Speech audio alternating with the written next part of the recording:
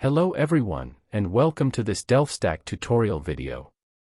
Today we will learn how to create and use bookmarks in Safari on your iPhone, so you can quickly access your favorite websites and save time while browsing. To get started, open the Safari app on your iPhone and go to any website that you want to bookmark. For example, you can visit Temu or any page you find useful or interesting.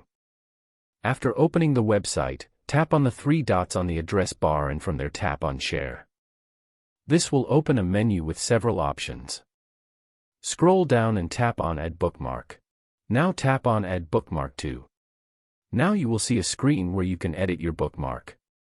You can change the name of the bookmark to anything you like, making it easier to recognize later.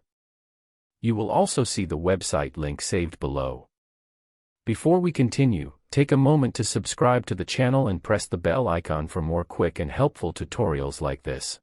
If you want to stay organized, you can also create a folder for your bookmarks. Tap on New Folder, give it a name like Shopping or Favorites, and then tap Done. After that, select the folder you just created. Once everything is set, tap Save, and your bookmark will be added to Safari. Now, to access your bookmarks, tap on the three dots on the address bar again and then tap on the bookmark icon. From there, open the folder where you saved your bookmark, and you will see your save page. Tap on it anytime to quickly open it. Using bookmarks is a great way to keep your favorite websites organized and easy to access whenever you need them. That's it. You have successfully learned how to create and use bookmarks in Safari on your iPhone. If this video helped you, feel free to check out more quick tutorials like this.